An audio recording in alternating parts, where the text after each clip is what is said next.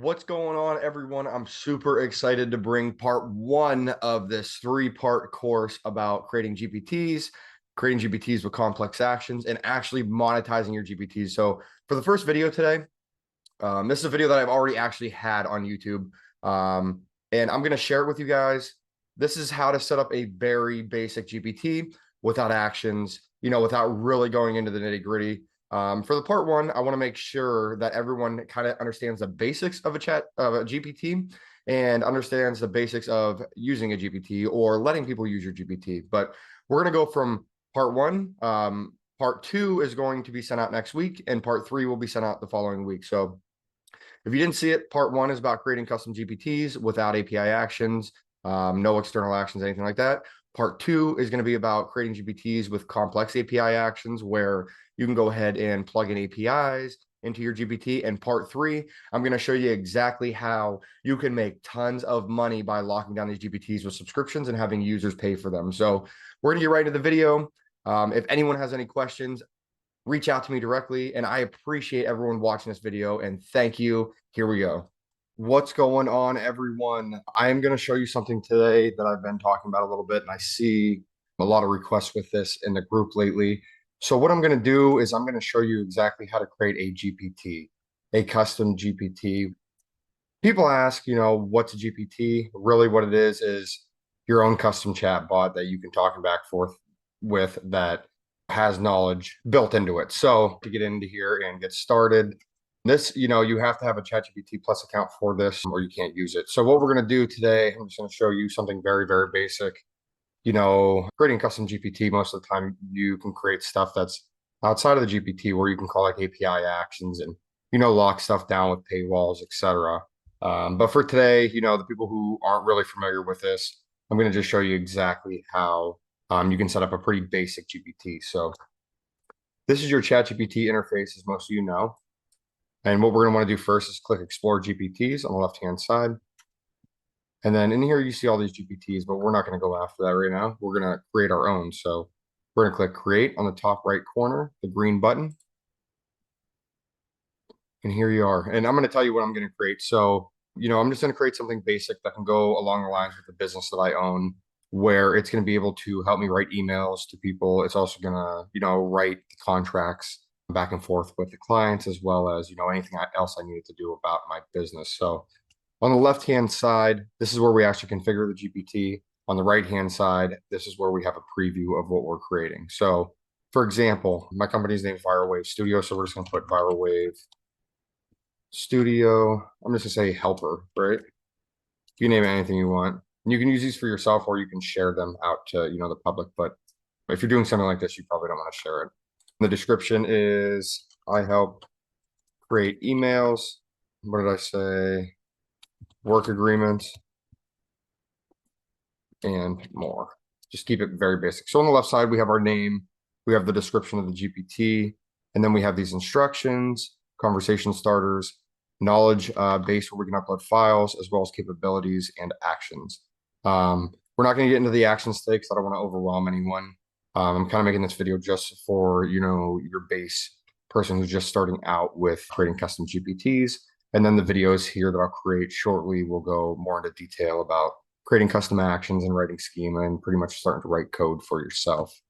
But with this, we can keep it very, very basic. And today what I'm going to do is I'm going to upload files to the knowledge base.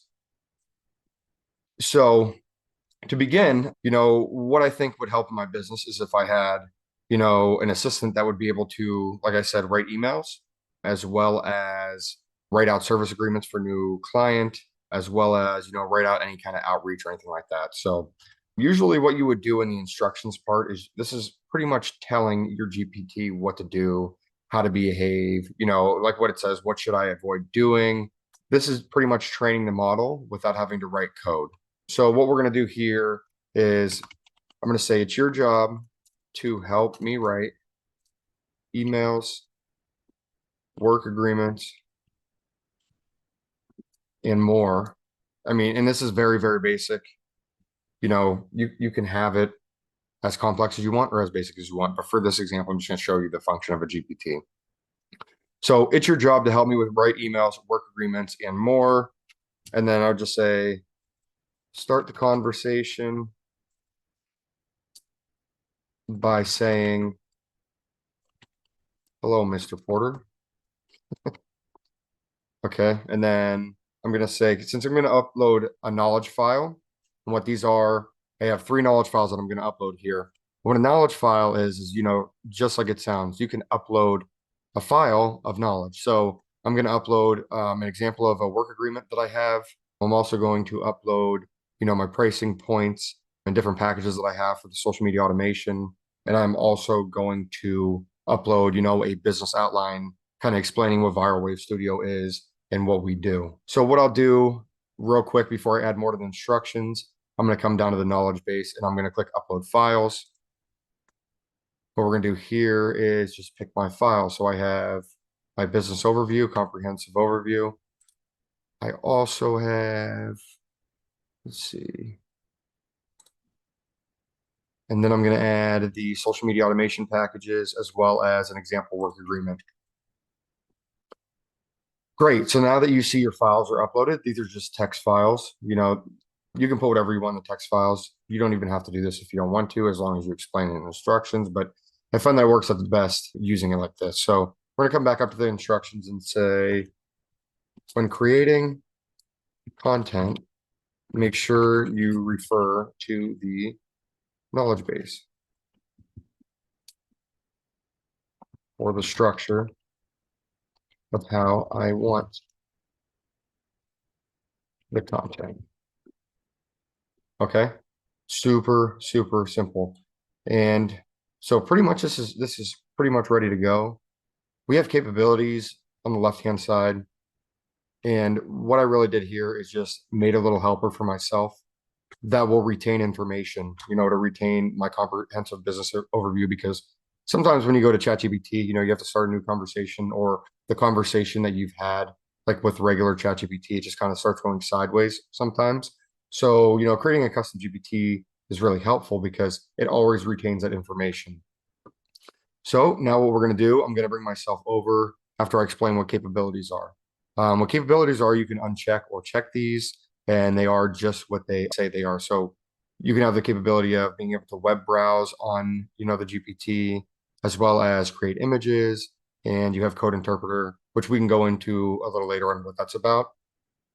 But I'm just going to keep those checked for now. Actually, we won't need web browsing since I kind of uploaded the knowledge base, and I don't really want to put any, actions with web browsing there. And then you can get into all these things where, you have actions, you can create new actions, and you would write out schema, which is code. It's an OpenAI spec that you would have to write with, privacy policy. We have authentication up here. You don't have to worry about this right now because we're just doing something very basic.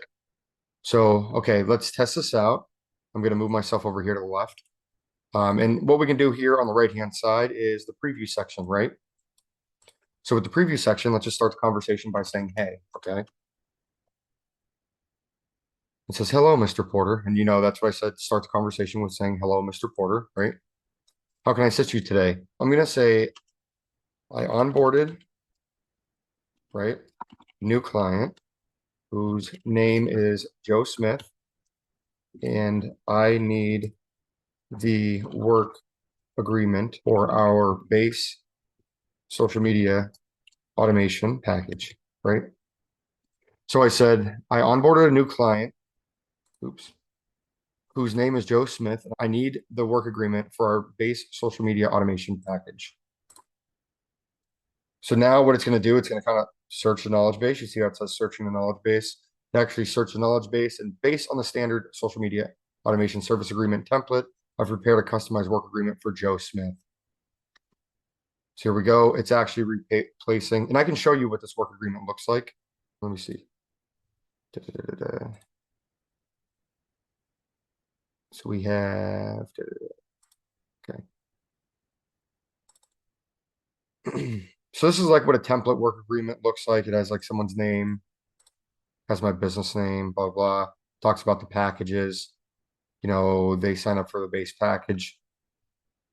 Now I want to show you, it took this entire, service agreement that I already uploaded and just changed, the customer's name to Joe Smith.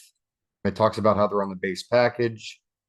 one social media account, talks about the setup fee, how much it costs a month, and then that's it. And then what you would do is you can just copy this down. You can take it steps further where you can actually use outside actions where it will actually send this, contract agreement to your client's email, or if you write on an email for them, it would actually send that email on that behalf. But that has to do with running custom actions and putting in your custom schema. So to ask it another question, I'm just gonna say, okay, great. Now create an email reaching out to him, Joe Smith, saying, welcome to the future, right?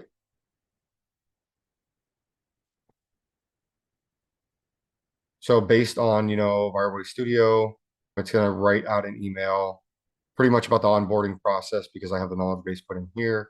We're thrilled to welcome you aboard Fireway Studio. Your journey towards revolutionizing your brand's digital presence begins now, and we couldn't be more excited to be a part of it. It writes up, everything that's on this outline that I put in here. I can just stop this real quick. So we have different base packages, and I can kind of just show you, that it knows the package pricing. What are the package prices? And this comes right back from, the social media automation file right here. You can see it's searching the knowledge base. And then it's going to talk about the pricing and what exactly they get with that pricing. So I will stop that there. We don't have to keep looking at that. I'm just showing you the functions of, really how well this works. Just for something very basic that takes, 5 minutes to set up, and it saves you a lot of time going back and forth with, talking to ChatGPT and not having it trained.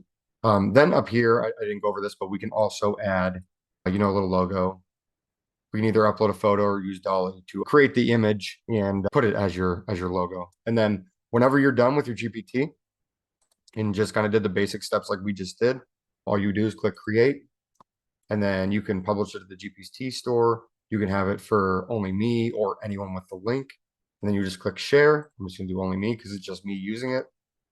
You click share, and then your GPT is saved. And then we can go ahead and view the GPT. And you'll see ViralWave Studio Helper, and here we go. So if anyone has any questions, this is a very baseline setup of the GPT. You can put anything you want in them. I'm going to get into, creating API actions and everything like that on another video where, I'll really push the limit with GPTs. For example, I'll show you, some GPTs with custom schemas real quick before I end this video. So I'm going to go into my GPTs. I'm going to scroll down here. I have a bunch in here. Real-time finance data. So with this, I'm just going to go in here and edit the GPT. Real-time finance data, right? This is kind of what I set up on the one you just watched. There's not a knowledge base because what I do here is I use actions, and I wrote out all this code, and GPT can help you do a lot of this kind of stuff too. But I wrote out all this schema to bring in custom actions pointing to API endpoints. And, that might sound over the top for some people, but it's not very hard once you get to learn it. So with like this GPT, I have all these different functions that it can search outside of the GPT and get real-time finance data. Instead of asking GPT to search up a stock per se, you're able to actually search real-time data using API endpoints that are calling outside of your GPT. So just wanted to show you that, we can go into that later on in another video. And I really appreciate everyone joining this group and being super engaging within the group. I'm going to keep bringing these videos out for everyone to check out. And I really appreciate everyone taking the time to watch these videos, and have a good one, everyone. Thanks again for watching this video. I'm super excited to bring part 2 to you. I will be releasing that next week. Keep an eye on your email for part 2. We're going to really dig in how to create GPTs with complex API actions. And that means you're going to be able to go ahead and call outside data. And a lot of people see this with some of the GPTs I have, like the real-time finance data, AI text-to-speech, collecting lead gens on, a custom GPT, just like I did to get you guys in this course. We're really going to dig into all that stuff. I look forward to everyone, leaving their comments, leaving their feedback, give me a thumbs up. And if you have any suggestions, if you have any questions, feel free to reach out. what you just watched is a very, very, very basic use case of using a GPT. You're really going to be mind blown by how much you can do with the GPT. And I think the world is really unclear about this. But yeah, you can use GPTs, and I call them like the new age era of apps, like the App Store. And you are really going to love this next course. So thank you everyone again for watching this video, and I appreciate all the feedback and all the love on the videos. Have a good one, everyone. See you soon.